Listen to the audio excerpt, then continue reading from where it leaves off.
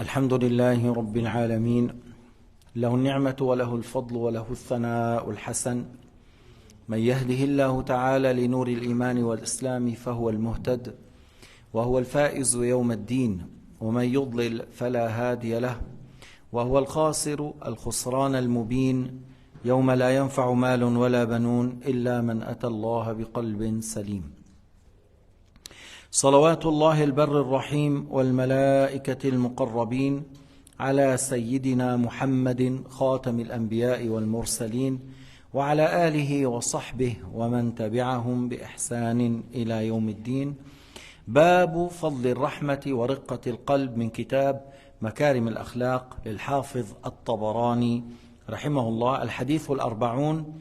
قال: حدثنا أحمد بن عبد الوهاب بن نجدة الحوطي حدثنا أحمد بن خالد الوهبي حدثنا محمد بن إسحاق عن يزيد بن أبي حبيب عن سنان بن سعد عن أنس قال: قال رسول الله صلى الله عليه وسلم: والذي نفسي بيده لا يضع الله الرحمة إلا على رحيم. قلت: يا رسول الله كلنا رحيم. قال: ليس الذي يرحم نفسه وأهله خاصة، ولكن الذي يرحم المسلمين. C'est un chapitre de le mérite de la clémence et la douceur du cœur envers les autres. Tabarani a rapporté dans le 40e hadith par une chaîne jusqu'à Anas radiyallahu anhu a dit: le messager de Dieu sallallahu alayhi wa sallam a dit: je jure par celui qui détient mon âme, c'est-à-dire il jure par Allah, c'est lui qui détient tous les âmes. Alors il a dit: je jure par celui qui détient mon âme, Allah ne met la clémence que pour la personne qui est clément, envers, qui est clément. Alors on a dit au messager de Dieu: chacun de nous est clément, chacun de nous il a une certaine clémence, une certaine pitié envers certains. Alors Sayyidina Muhammad a dit: c'est pas celui qui a de pitié, qui a de clémence envers sa propre personne ou sa propre famille spécifiquement, mais plutôt celui qui est clément et qui a de la pitié envers les musulmans. C'est pas pour lui et sa famille, mais plutôt envers les musulmans. قال: حدثنا يحيى بن عبد الباقي الأذني حدثنا يحيى بن عبد الباقي الأذني حدثنا هارون بن داود النجار الطرسوسي حدثنا خالد بن عمرو الأموي حدثنا الليث بن سعد عن يزيد بن أبي حبيب عن أبي عبد الله الصنابحي عن أبي بكر الصديق رضي الله عنه قال: قال رسول الله صلى الله عليه وسلم: قال الله عز وجل: إن كنتم تريدون رحمتي فارحموا خلقي. يعني هذا الحديث نقول عنه حديث قدسي. النبي عليه الصلاة والسلام يقول: قال الله عز وجل: إن كنتم تريدون رحمتي فارحموا خلقي.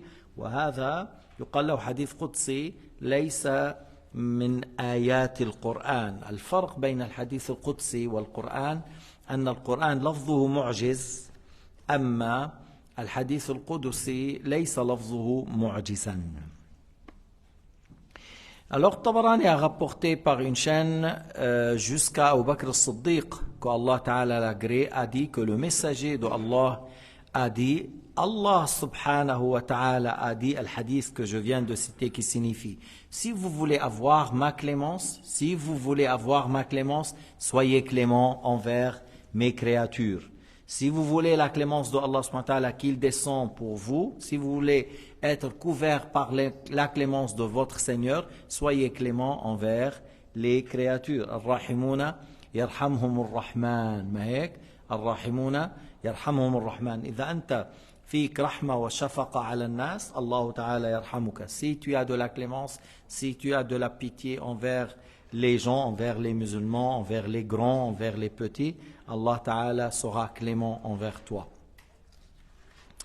قال يعني الطبراني حدثنا إسحاق بن إبراهيم الدبري عن عبد الرزاق عن الثوري عن عاصم الأحول عن أبي عثمان النهدي عن أسامة بن زيد قال قال رسول الله صلى الله عليه وسلم إنما يرحم الله من عباده الرحماء.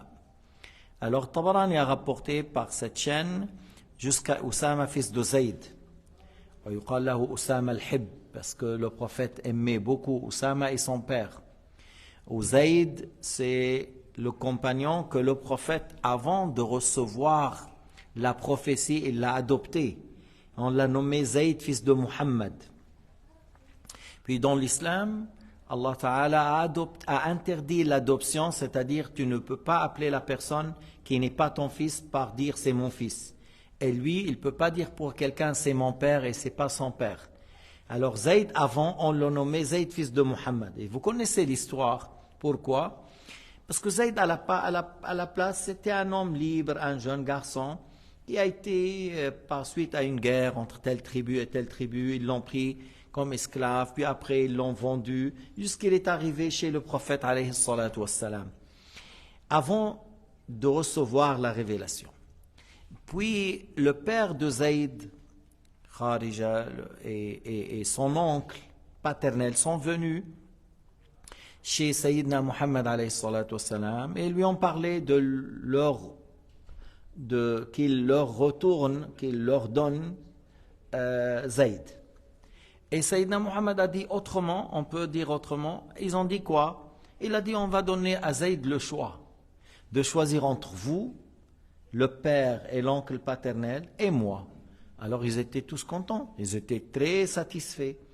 On dit à l'enfant, voilà ton père, voilà ton oncle, et voilà Muhammad que tu es un esclave chez lui, comme on a parlé avant de recevoir la prophétie. Et comme Sayyidina Muhammad, avant d'être prophète, était un grand homme, qui a un bon comportement, qui est, exceptionnel. Pourquoi ils l'ont nommé l'honnête à l'âge de 20 ans? Zayd, qu'est-ce qu'il a choisi? Zayd, il a choisi de rester avec Sayyidina Muhammad alayhi salatu wassalam. Et ça, c'est avant la prophétie. Alors, Sayyidina Muhammad a été très content, très satisfait, parce qu'il sait comment il s'est comporté avec lui, et que cet homme, ce jeune, a choisi de rester avec Nabina Muhammad avant d'être prophète, à la place d'être avec son père et son oncle. Alors, Sayyidina Muhammad, puisqu'il était content, il a dit, voilà, tu es mon fils. Tu hérites de moi, j'hérite de toi, et on l'a nommé Zayd, fils de Muhammad. Et puis, après, il y avait l'interdiction d'adoption. Et vous connaissez que le prophète a marié à Zayd Zaynab. Zaynab, c'est une cousine, c'est une femme dignitaire. Il l'a mariée avec Zayd. Puis, il y avait un problème entre Zayd et Zaynab, il l'a divorcée. Et le prophète s'est marié avec elle. Alors les Arabes, les idolâtres, les kuffars, ils disent, ouais, il s'est marié avec la fille il s'est marié avec l'épouse de son fils. Alors le prophète, c'est pas vrai, c'est pas son fils. C'était adopté et c'est pas, le fils n'est pas comme ton propre fils. Et l'adoption a été, quoi? Annulée. C'est Ma kana Muhammadun aba ahadan min rijalikum walakin Rasulallah wa khatam an-nabiyyin. Muhammad n'est pas le père d'un de vos hommes, mais c'était le prophète et le dernier messager, le messager de Dieu et le sceau et le dernier messager. Voilà pour dire, alors, on rapporte de Usama. Usama, c'est le fils de Zayd. Et on le nommait Usama al-Hib. Le prophète aimait Usama puisqu'il aimait beaucoup encore son père. Et il a donné à Usama la bannière pour diriger l'armée qui va aller vers Mu'ta, qui va aller vers les Romains, pour prendre vengeance de son père. Parce que son père Zayd, il était... dans la bataille de Mu'ta, il a été tué là-bas. Il y avait Abdullah ibn Rawaha, il y avait Ja'far al-Tayyar dans une grande bataille, et que Khalid ibn al-Walid qui a dirigé cette armée à l'époque, et ils ont pu sortir sains et saufs. Et Oussama a été par l'ordre du prophète, et Sayyidina Abu Bakr, il l'a envoyé, même malgré que des compagnons ont dit, mais on a besoin de cette armée, après la mort de Nabi el-Karim, il y a beaucoup de gens qui ont apostasié, ils ont mécru. Tu envoies cette armée et on a besoin, et il faut que tu... Il a dit non, Abu Bakr, il a dit non, je ne détache pas une bannière que le prophète a attachée. Si le prophète a attaché une bannière, c'est pas Abu Bakr qui la détache. Et il a envoyé Oussama vers la Jordanie pour prendre vengeance, et il a bien réussi dans sa mission. Et les ennemis de l'islam, ceux qui ont apostasié, ceux qui sont autour du Médine, ils ont dit, s'ils ne sont pas forts, ils n'allaient pas envoyer leur armée comme ça. Ça veut dire les musulmans, ils sont très forts. Sinon, ils allaient attaquer la Médine. Mais tu vois, par le fait d'envoyer l'armée de Oussama, les apostats, tout ça, ils n'ont pas osé attaquer. Ils ont dit, ils sont très forts. Sinon, pourquoi ils ont laissé cette armée aller attaquer loin? Et en même temps, Abu Bakr a désigné plusieurs commandants pour combattre les apostats, que ce soit le Bahreïn, que ce soit بلاد مسيلم الكذاب وين هلا الرياض والدرعية هي بلاد نجد بلاد الشقاق والنفاق والفتن والدجل والتجسيم والتشبيه والكفر والضلال. Il a envoyé Abu Bakr en armée là-bas, vers plusieurs coins. Bon, Khalid ibn al-Walid, elle a fait un grand travail contre tous ces incrédules ou ces apostats, et c'était parmi les plus dures batailles, c'est celle de Moussaïlim al-Kadhab. Bref, on parle de Oussama, fils de Zayd, a dit, le messager de Dieu alayhi salatu wassalam a dit, innama yarhamullahu min ibadihi ar-ruhama, Allah ta'ala est clément envers les esclaves qui sont cléments. Si vous êtes clément envers les gens, Allah sera clément envers vous.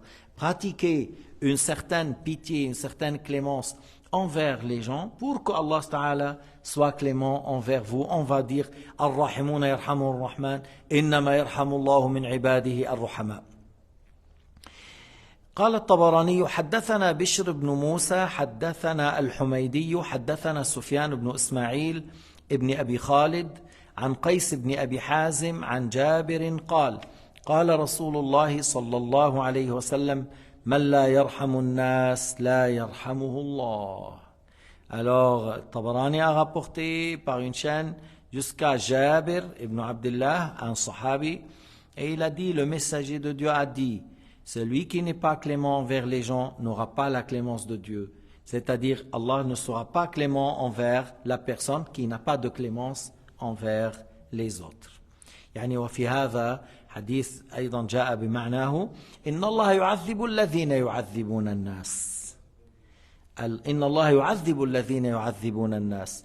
Et dans ce sens-là, Allah, Al-Rasul alayhi salatu wassalam, Al-Rasul alayhi salatu wassalam a dit, Allah châtira celui qui sont méchants et qui font du mal aux gens. Ceux qui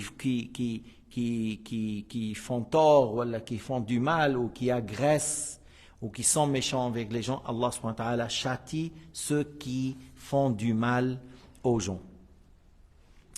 إذن قال الطبراني حدثنا عبد الله بن أحمد بن حنبل حدثني جعفر بن حميد حدثنا الوليد بن أبي ثور عن زياد بن علاقة أن جريرا حدثه قال قال رسول الله صلى الله عليه وسلم من لا يرحم لا يرحم ومن لا يغفر لا يغفر له.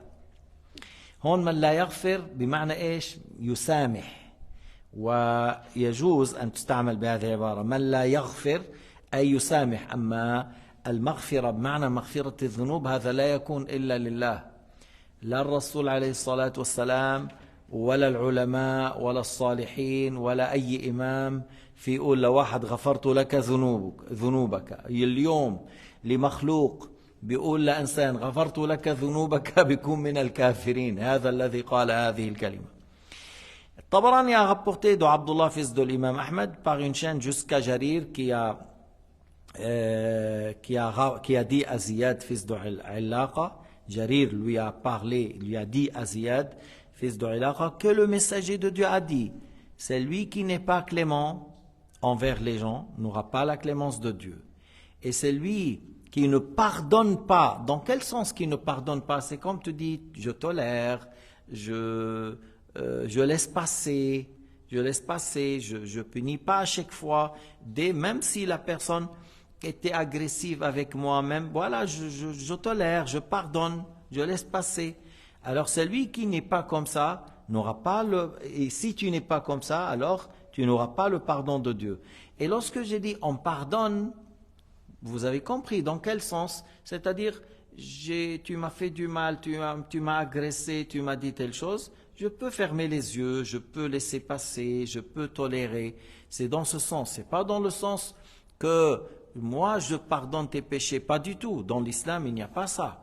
Il n'y a pas un imam ou un sultan ou un chef, un grand savant dans l'islam, même pas un prophète, même pas un ange. Il n'y a pas une créature qui peut dire à une autre créature, je pardonne tes péchés que tu as fait, je te pardonne, comme c'est dans l'Église catholique. Dans l'Église catholique, ils prétendent que eux, ils pardonnent aux gens leurs péchés. Et à l'époque, maintenant, ils le font gratuit parce qu'ils sont payés par l'État. Les curés sont payés par l'État. Il aura 6 000, 8 000, je ne sais pas combien.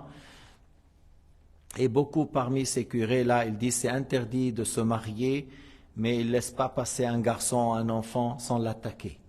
Ni les garçons, les petits, pédophiles, homosexuels, je ne sais pas.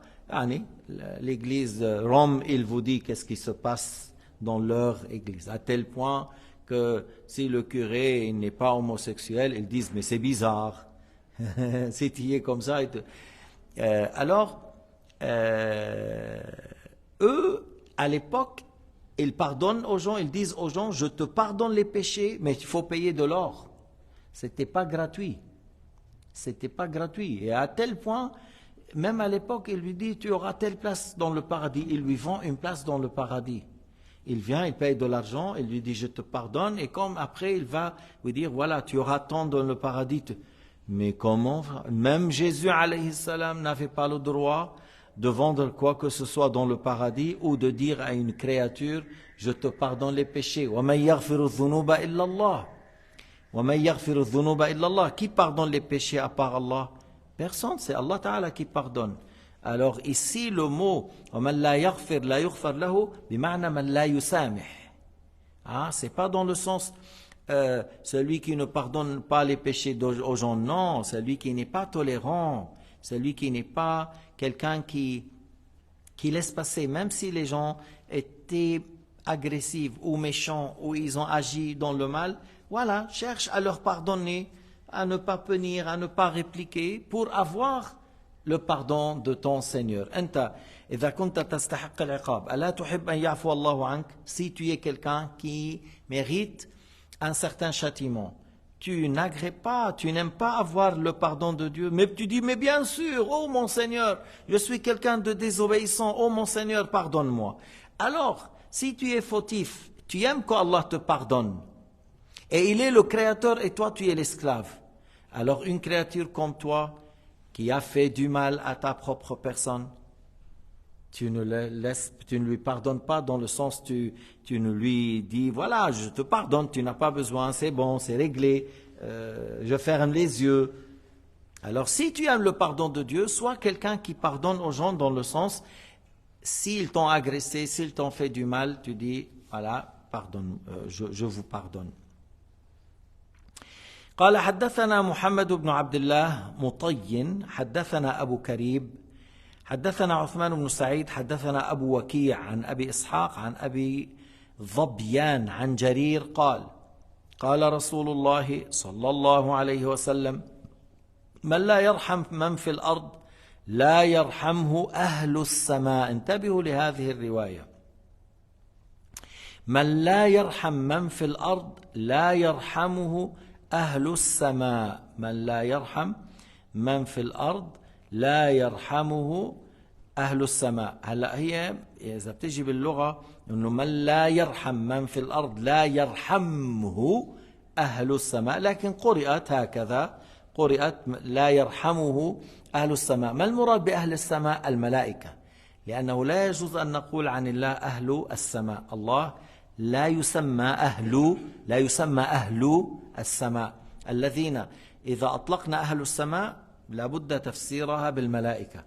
ومن هنا عرفنا أن الرواية التي فيها ارحموا من في الأرض يرحمكم من في السماء المراد بها مين؟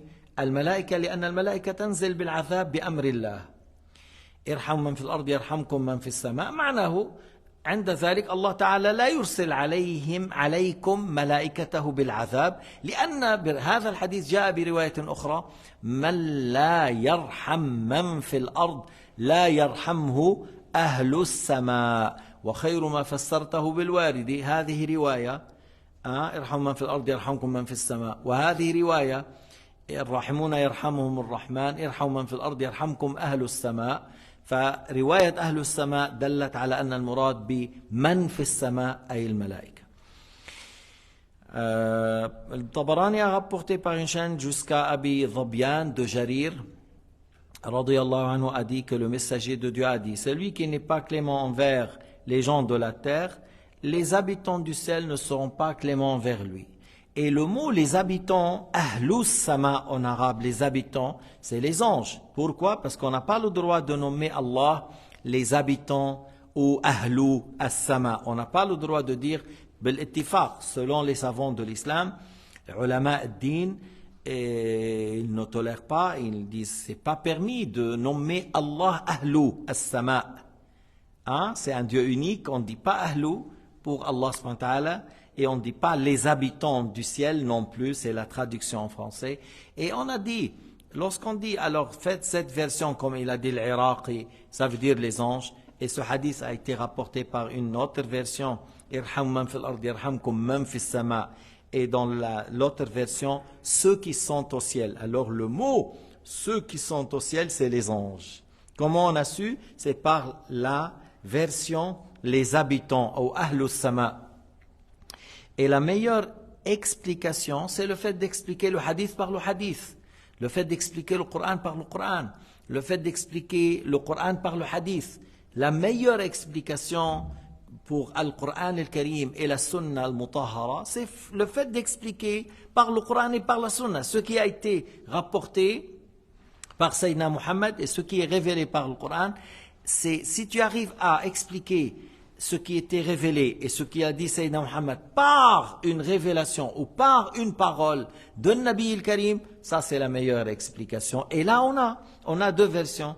Il y a les versions Ahlus Sama, les habitants, alors ça veut dire les anges. Alors il y a la version ceux qui sont au ciel, alors ça veut dire les anges. Même si tu dis mot à mot celui, mais ce qui est voulu par ça, on a dit c'est ceux et c'est les habitants du ciel. قال حدثنا يحيى بن عثمان وأبو الزنباع.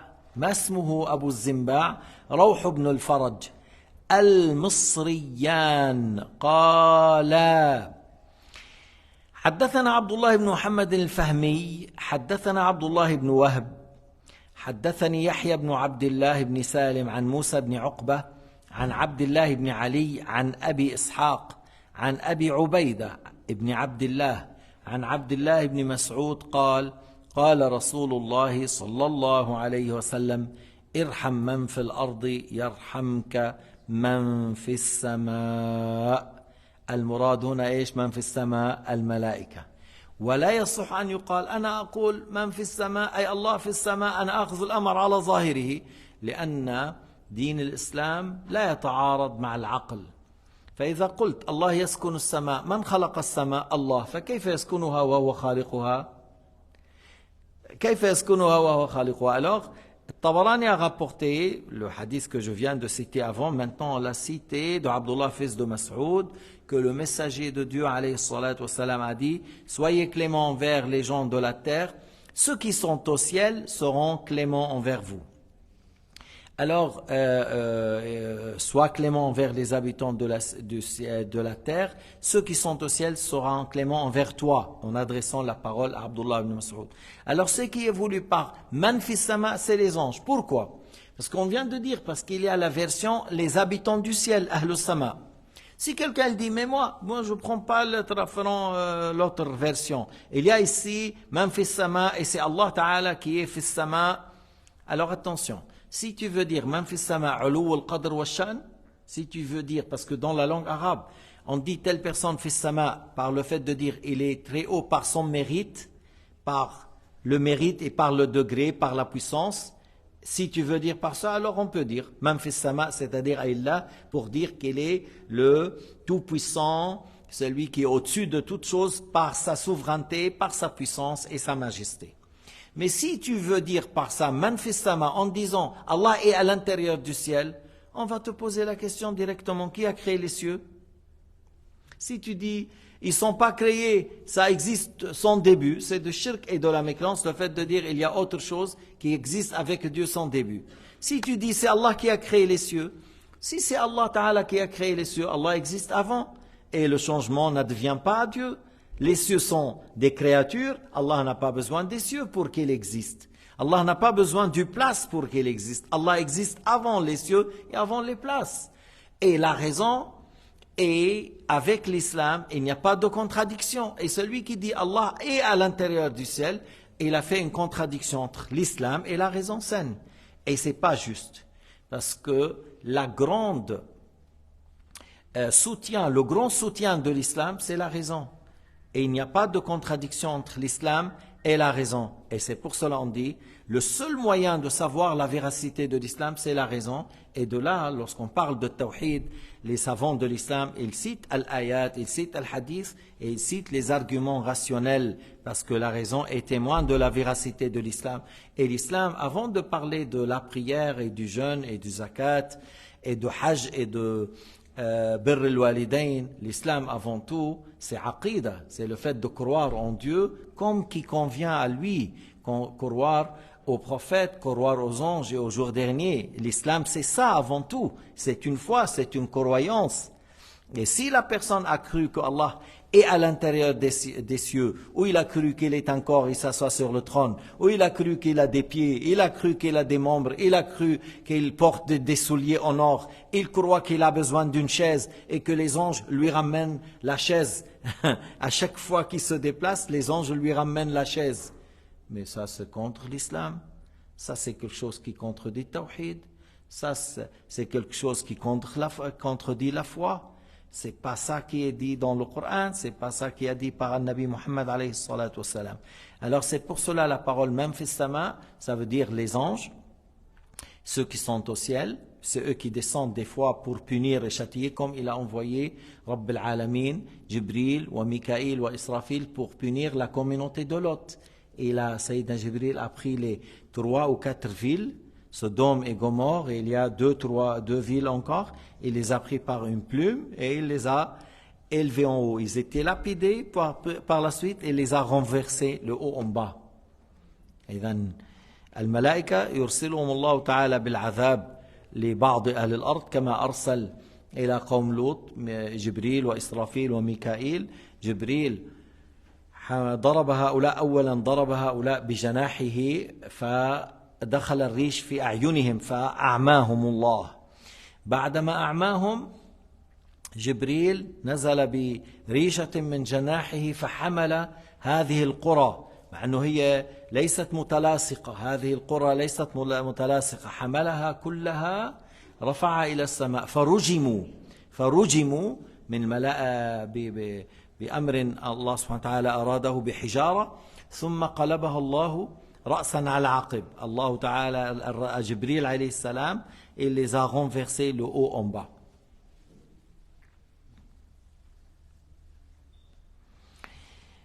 قال حدثنا بشر بن موسى حدثنا الحسن بن موسى حدثنا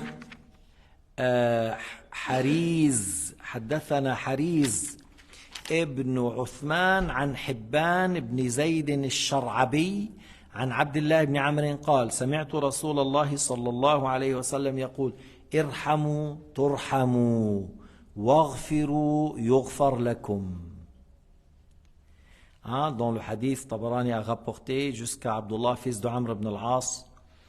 وهذا عبد الله بن عمرو كان من الصالحين. أولاد عمرو بن العاص أشاروا على أبيهم أن يذهب إلى معاوية من أجل الحكم والمال والدنيا، إلا عبد الله قال لأبيه لا تذهب، أشار له بالدين وعلم عمرو بن العاص علم أن هذا الولد أشار عليه بالدين والديانة والخير، والآخرين أشاروا عليه بالدنيا، ثم مشى مع الرأي الذي يذهب إلى الدنيا. قال عبد الله بن عمرو: سمعت رسول الله صلى الله عليه وسلم يقول: ارحموا ترحموا واغفروا يغفر لكم. Alors par une chaîne jusqu'à Abdullah fils de Amr, et je dis Abdullah fils de Amr ibn al-As. Amr ibn al-As, c'est parmi les compagnons, il a embrassé l'islam avec Khalid ibn al-Walid, était un homme qui a une certaine intelligence, une certaine capacité, une certaine force. Et Muawiyah l'a pris avec lui dans la bataille de Hittin, et c'est lui qui a donné à Muawiyah l'idée de prendre le Coran sur les épées pour dire voilà, on se réfère au Coran Karim pour arrêter la guerre entre Muawiyah et Ali. Et la stratégie de Amr a réussi et il a pu faire une déchirure dans l'armée de Sayyidina Ali à cause de ces gens-là qui sont devenus Khawarij, ainsi de suite, une longue histoire.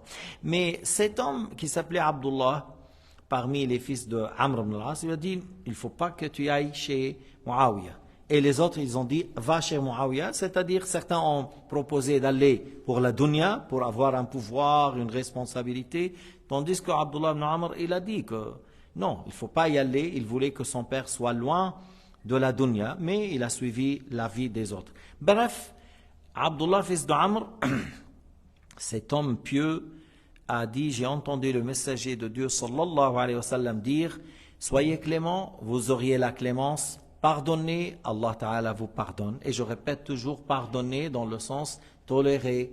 Ne soyez pas toujours quelqu'un qui punit si quelqu'un il a agressé ou lui a fait du mal. Tolérez, pardonnez aux gens.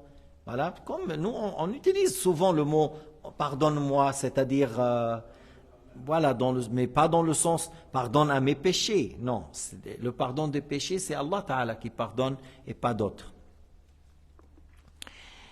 قال الطبراني حدثنا أحمد بن القاسم بن مساور حدثنا سعيد بن سليمان الواسطي حدثنا عبد الحميد بن سليمان عن أبي حازم عن سهل بن سعد قال جاءت امرأة إلى رسول الله صلى الله عليه وسلم في حاجة فلم تجد مكانا تدنو منه.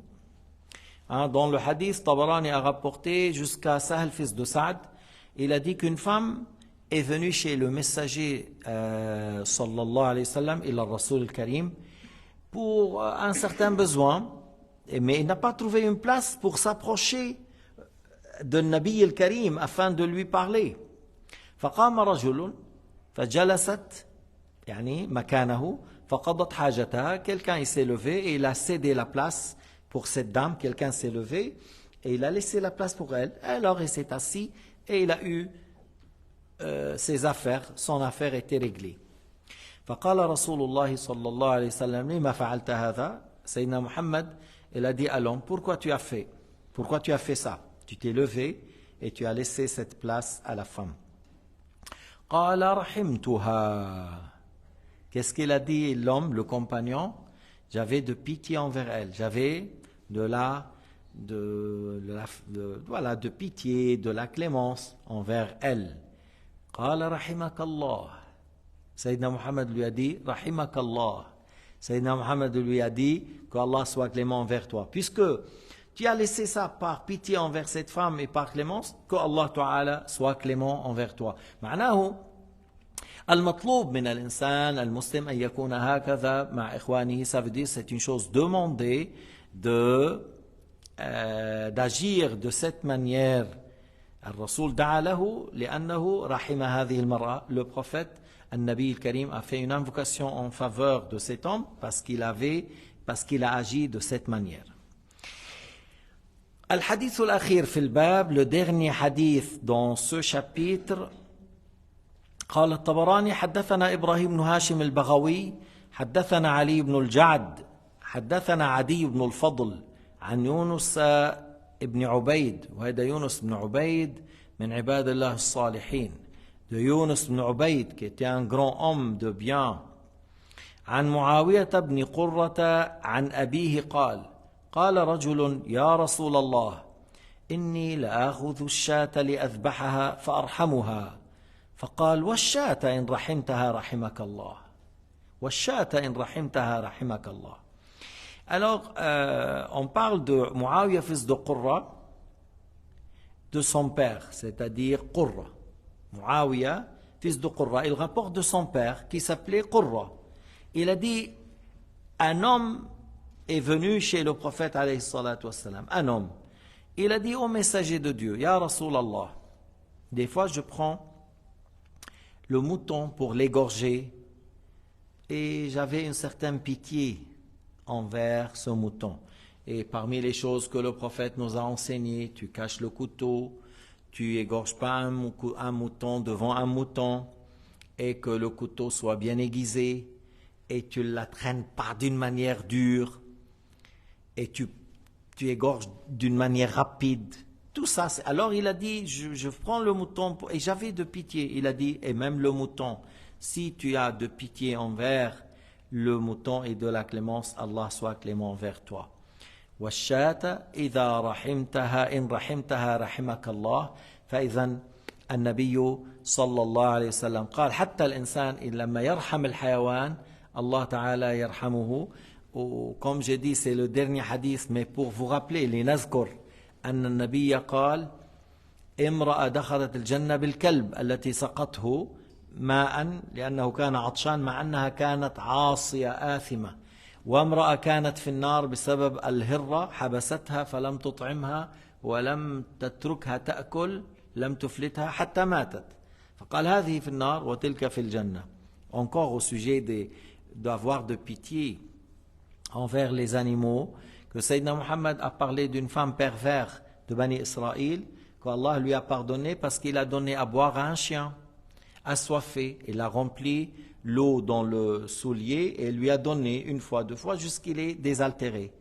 Et Sayyidina Muhammad a dit Allah Ta'ala a pardonné à cette femme.